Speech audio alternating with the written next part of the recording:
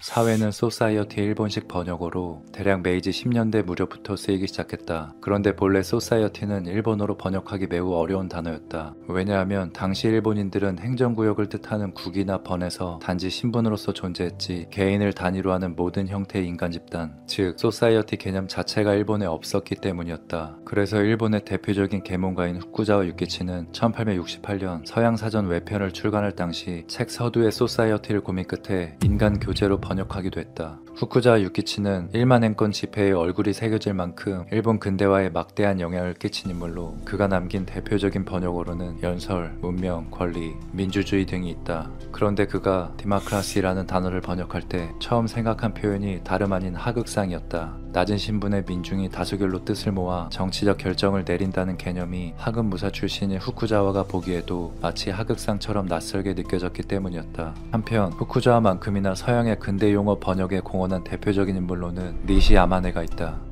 그는 특히 철학이라는 단어를 처음 발명한 것으로 유명하다. 니시야마네는 철학 이외에도 주관, 객관, 이성, 귀납 등의 수많은 번역어를 만들어냈는데 이는 1829년 막부 말기에 태어난 니시야마네가 어려서는 노노나 맹자 등의 유학을 배웠고 30대가 되어서는 일본 최초로 네덜란드로 유학을 가 서양의 법률과 철학 등을 익혔기에 가능할 수 있었다. 여담이지만 중국도 일본처럼 서양어 번역에 애쓰지 않은 건 아니었다. 하지만 언어 감각이나 국제 감각이 일본에 뒤떨어졌고 자연히 같은 단어를 번역해도 일본의 번역어의 생존율이 더 높았다. 예를 들어 이코노미는 중국에서 생계학으로 번역했고 일본에선 경제로 번역됐는데 알다시피 현재 한자 문화권에선 후자인 경제만이 살아남았다. 1854년 페리 제독이 군함을 이끌고 에도에 와 일본 어디를 가도 포술 이야기로 떠들썩하던 그해 21살인 후쿠자와 유키치는 서양 포술을 배우겠다는 뜻을 품고 네덜란드어 공부를 시작했다.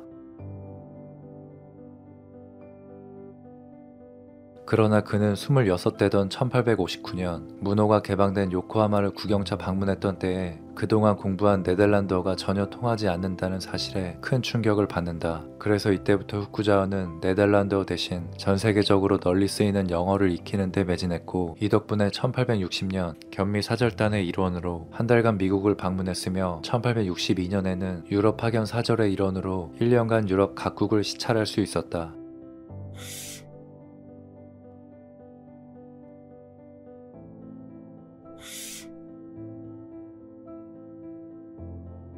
후쿠자와는 1860년 처음 미국에서 겪었던 여러 에피소드를 자신의 자서전에 담았다.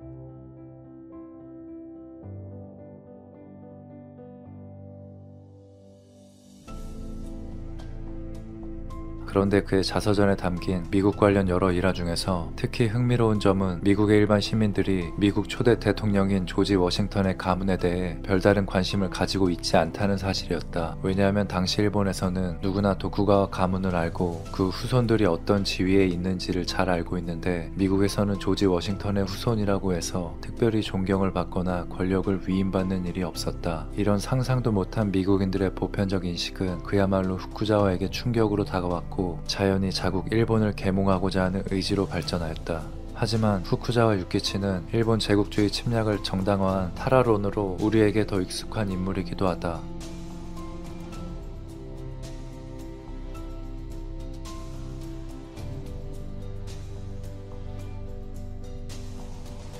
그런데 후쿠자와 유키치는 불과 1년 전인 1884년 조선에서 갑신정변이 일어났을 때 김옥균을 비롯한 개화파를 후원한 사실이 있고 이모 군란과 관련해서는 문명의 적과 같은 표현을 사용하며 조선 문제에 관심을 기울이기도 했었다. 하지만 갑신정변이 3일 천하로 끝나버려 조선에서 다시 청나라 세력이 강화되자 후쿠자와는 조선에 대해 이제 함께 문명으로 나아갈 나라가 아닌 일본의 지도를 통해서만 나아갈 수 있는 국가라는 주장을 펴기 시작했고 심지어 1885년 8월에는 조선 인민을 위하여 그 나라의 멸망을 기원한다는 다소 난폭한 글을 발표하기도 했는데 이 글에서 후쿠자와는 다음과 같은 내용을 주장했다. 인민의 생명도 재산도 지켜주지 못하고 독립국가의 자존심도 지켜주지 않는 그런 나라는 오히려 망해버리는 것이 인민을 구제하는 길이다. 후쿠자와의 내리 속에 자리 잡은 서양은 문명이고 동양은 야만이라는 오리엔탈리즘적 사고는 날이 갈수록 점점 단단해져만 갔고 결국 그의 이런 논리는 1894년 발발한 청일전쟁에 대한 전폭적인 지지로 이어졌다. 후쿠자와 유키치에게 청일전쟁은 한마디로 문명과 야만의 대결이었던 것이다.